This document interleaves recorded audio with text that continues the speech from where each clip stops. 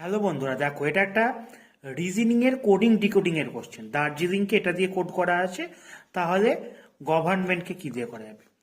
D, D এর পর কি হয়? ই, ই এর পর এফ, মানে ডি এর পর একটা বাদ দিয়ে এফ, এর পর বি হওয়ার কথা আছে সি, আর এর পর এস হওয়ার কথা আছে টি, জে এর পর কে হওয়ার কথা আছে এল, ই, এফ হওয়ার কথা জি আছে সেম, এল এর পর এম হওয়ার কথা এন আছে, আই এর পর জে হওয়ার পর কথা কে আছে।